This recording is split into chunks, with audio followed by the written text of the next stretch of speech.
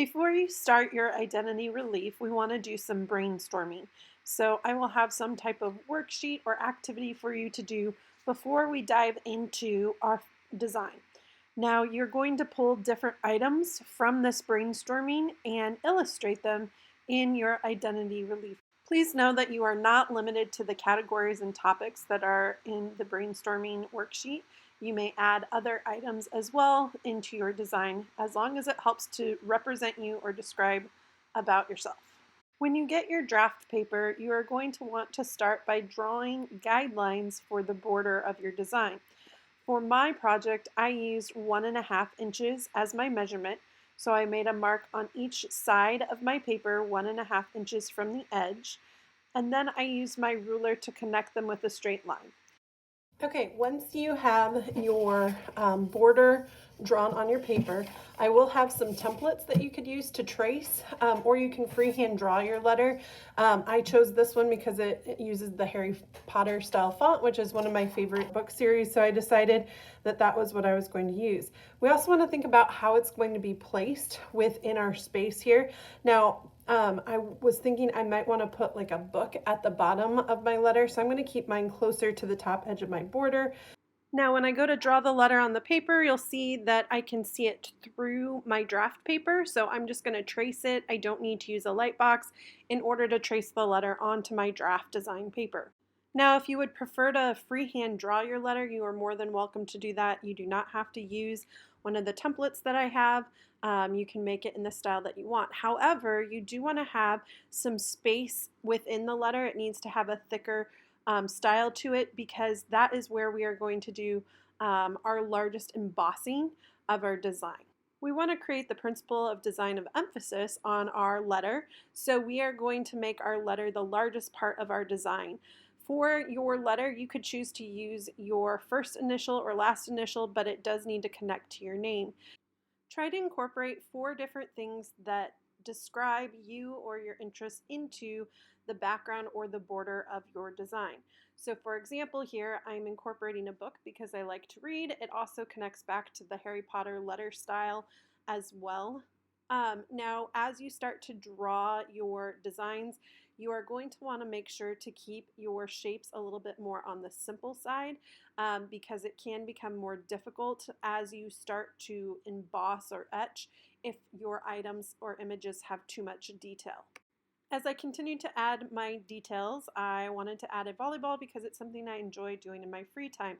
It can be helpful to look at an image as you are drawing, so you could look at it on your phone, your MacBook, or even a printout.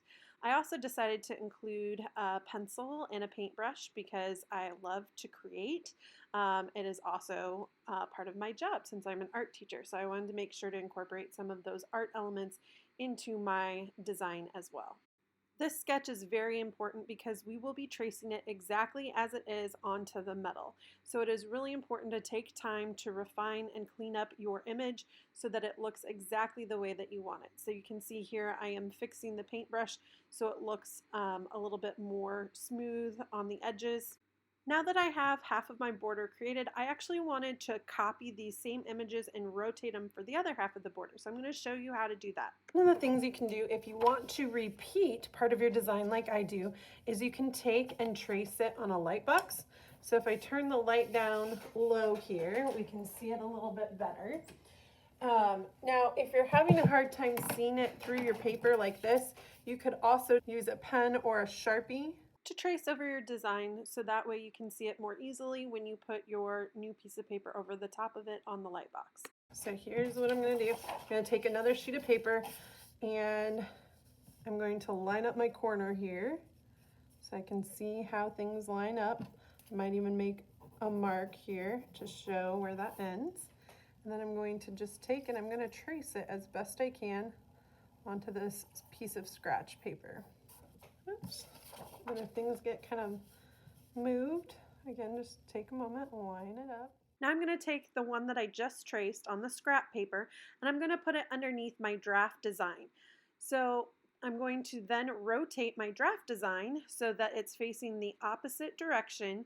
That way I can place my design in the border. And then I'm going to turn on the light box and retrace this part of my design within this border space. This helps me to repeat my design with an exact copy of my original images. Next, I decided to erase my border lines. Now it's completely up to you. You might choose to include your border guidelines into your design. But for me, I wanted to have the paintbrush and the pencil act as my border. Now I did decide to add some vertical lines like the pencil was drawing that followed my border guideline. And you do have to have some type of border that brings in that illuminated letter inspiration into your design. In the letter P example, they chose to keep the guidelines as part of the border. In the letter G example, the wavy lines were added on the border lines, but the top and bottom border lines were erased. Another element you could choose to add is your name. So here I decided to add the name Gilroy, my last name, somewhere into my design. I started with the two center letters of my name and then wrote my name out in stick lines, keeping it very simple because I plan to etch this area. I also added some dots to help fill the space and also connect my name at the bottom with the design at the top of the G. I also tested out putting my name inside of the G, but I decided I liked it better at the bottom to keep kind of that symmetrical balance or radial balance that I have going on within my design. I was also concerned about how etching in the embossed area would work. I decided I wanted to add some symbolic imagery. So I love music and I can play two different instruments and I also enjoy singing. But I also wanted to incorporate something about my family because they're very important to me into my design. So I decided to create 4 music notes, one for each member of my family. So there's one for myself, my husband, and my 2 children. The plan is to color them with the favorite colors of each family member to help make it a symbolic image that represents each family member. You want to be careful not to go too small with your images or too big with your images. If you do go small, it's okay to go small for circles or rounded forms, but really detailed items become much more challenging. That's why I made my music notes and the dots on the smaller side, but like the paintbrush and the volleyball were a little bit bigger. Repeating images can also help to create unity in your design. So that's why I added the dots up by the music notes and the dots by my name.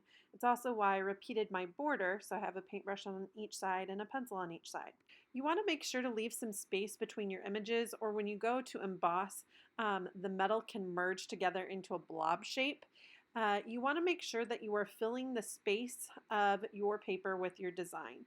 So think about how to spread out your images within the space to avoid having too much empty space. You can also incorporate designs around your letter or into the border details like you have seen in this example.